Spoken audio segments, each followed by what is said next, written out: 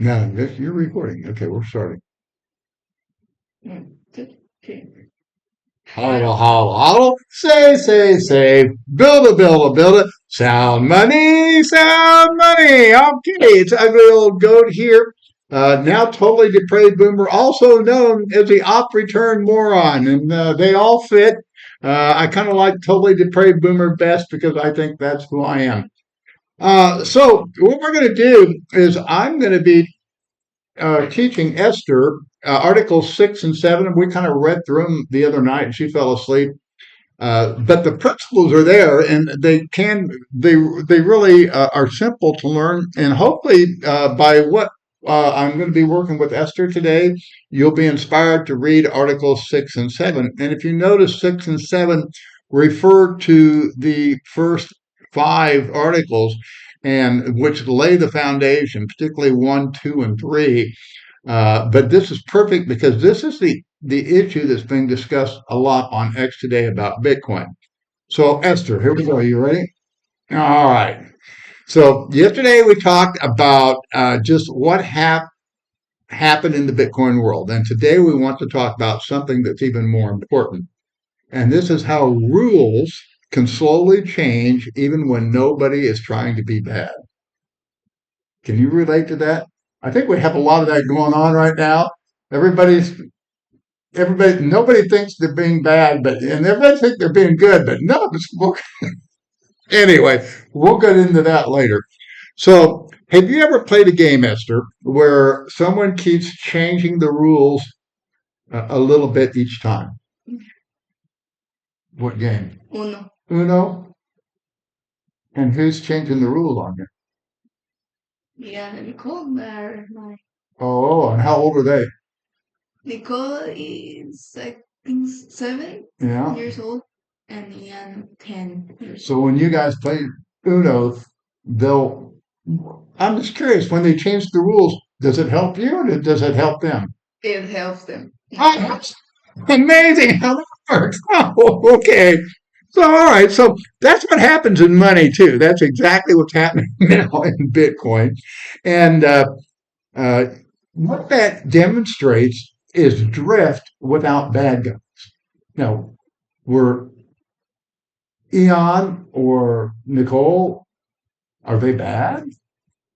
Well, but no, we're all bad. We're born that way, but that just kind of demonstrated. But they weren't trying to be bad.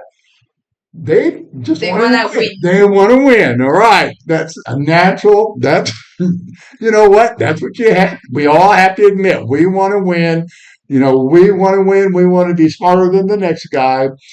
Bitcoin mechanics said, yeah, it's hard to be humble. It really is. So most people think the systems only break when bad people attack them. Okay. But here's a simple Nicole and Eon, they love you and you love them. And yet they changed the rules on you. And so history and just our living experience tells us something completely different. Most systems change because people say, just this one time, it's going to be okay. Or just one improvement, it's not permanent. And that's actually what's going on in Bitcoin right now. Somebody has actually, oh, this isn't permanent. This is just going to be for 1 year. We're going to just take your Bitcoin for 1 year. That's actually somebody that's come up and said that. So that, and that's a legitimate, they're still taking your Bitcoin. It's the whole idea of it being yours. It's not yours anymore. So let me ask you this question: what time do you go to bed? At 10 o'clock. 10 o'clock. Okay. Now, if I change your bedtime 5 minutes every night, would you notice that right away? No. No. Okay. No. In fact, we've changed it. We let it go 10:05 sometimes. Oh, it's 11. Okay. So that's what happens. After a month, if we went for a month at 5 minutes, how long would that be? 30 times 5 minutes, we'd be going to bed probably at 2 or 3 in the morning. So that's what happens. That's what governance drift is. it's not intentional. You do it once and it gets slipped. You do it consistently, and all of a sudden you're going to bed at 3 in the morning instead of 10 at night. And that's what governance drift leads us to. And nobody planned it. It just happened. Oh, just this one exception. Oh, it's just 5 minutes, but it piles up and it just gets loaded on. Now, so the question is, who's allowed to change the rules? So the big question isn't just what the rules are, but the big question is who is allowed to change them. I'm your dad, so I get to. Okay, that's my rule. Okay. If kids could change school rules, what do you think would happen? Huh? Everything's gonna be Okay, if you could change a rule in school, what rule would you change? take out the exams. Take out no exams. Okay. Well, I would like to take out uh,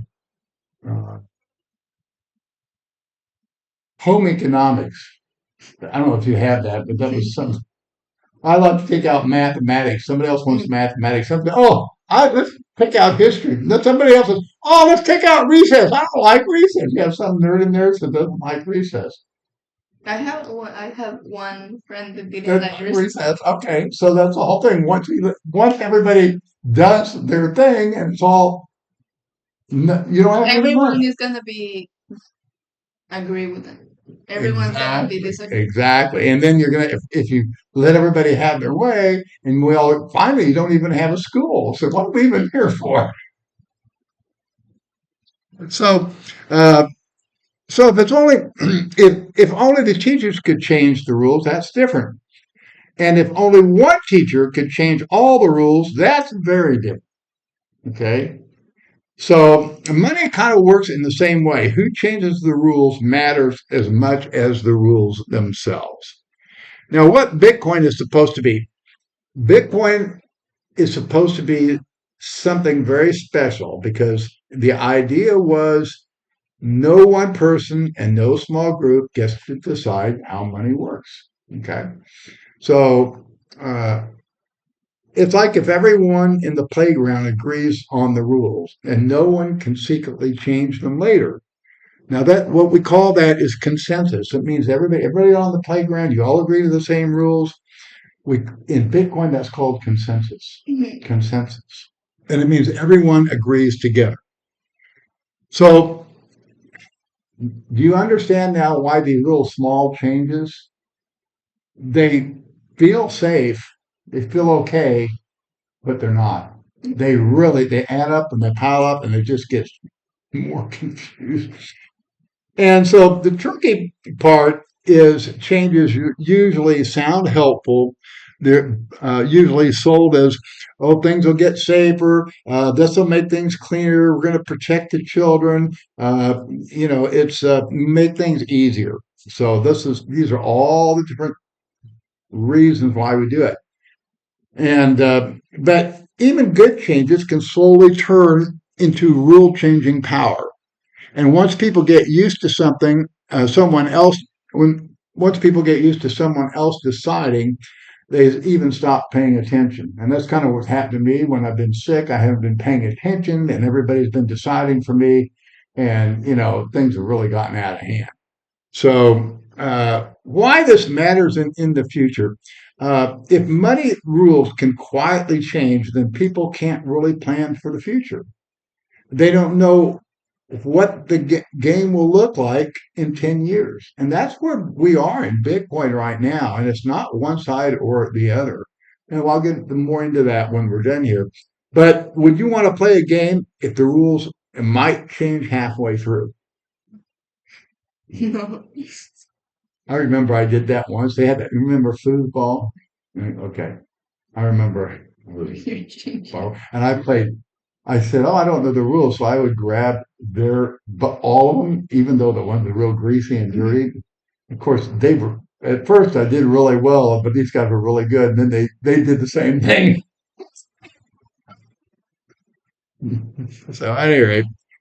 So anyway, that's why strong money needs strong rules and strong limits on who can change them. So one reason I wanted to talk to you about this, Esther, is because money isn't just for traders and programmers. Okay. You're going to need to learn money too, and you're learning it. I mean, you learned some big lessons over Christmas, didn't you? And you made some people not very happy. So, but that's part of growing up. So it's for families, it's for kids, and it's for the future. So this is for everybody. Bitcoin is for everybody, and you need to understand how it works and the basic principles. And someday it's going to be all yours to deal with. It won't be mine anymore. And hopefully I'll be around and be able to handle it. But we don't know. We know I came close to not being here this year. And so that's why we're doing this now. So the real question is, are we leaving you rules that you can trust? Or can these rules quietly change when you're not looking? And that's what's happening in Bitcoin right now. The rules have been quietly changing. A few people looked and they brought up their attention, but we haven't really addressed the issue. We just said, yeah, the rules are changing, and now I'm going to change them. But nobody's figured out what the real problem is and willing to address it. So when I'm teaching, guys, I hope I got this through by going through this exercise with Esther, is that government drift happens without villains, without bad guys. And the authority matters more than the code size. It doesn't matter whether there's 50,000 lines or 5 lines. It's the authority that matters. And legitimacy boundaries define monetary systems. And settlement rules must be user enforced, not steward managed. So it's really the whole thing is this is really this going on in Bitcoin is not a not score debate. It's about uh, it's not about the tech details, but it's about who gets to decide. And once everybody recognizes that, then the whole argument changes. And I want to guide you back to Articles 6 and 7, which will take you way back to the very beginning, how this thing started. That I saw the drift. One of the biggest things I woke up to was that Bitcoin's not scalable. And the last 10 years, one of the biggest problems we have in Bitcoin right now is there's this mindset, and I've written why I think those influence where they came from, but we really need to just acknowledge the fact that Bitcoin is not scalable. And what is scalable is a fiduciary layer. But in order to build a sound fiduciary layer, you have to have a sound base layer. And that's the importance of Bitcoin. We need to establish it as the stable base layer, and it's just not that now. And I really want to thank you guys. Some of the members have seen my videos, and I had two in particularly asked. I didn't know, but I guess Tone Bays made a statement. If Knox wins, he's going to be selling all of his sats. And I've written an article on that. Actually, Tom's not wrong, but why wait? Because he's missing the real issue. It's not. It doesn't matter whether it's Knox or Core, which wins. Core's just exposed the problem. They didn't create it. So now we need to understand what the problem is. And that's why I developed this Bitcoin Reformation series. And it's built precept upon precept, one step at a time. So I hope this has helped. We did this little video, and thanks you everybody who has responded to our last one. And we're going to keep doing this and see where it goes. But I'm having a wonderful time. And so are you having a wonderful time? Yeah. Okay. So we'll keep doing it. And thanks for tuning in. Bye bye.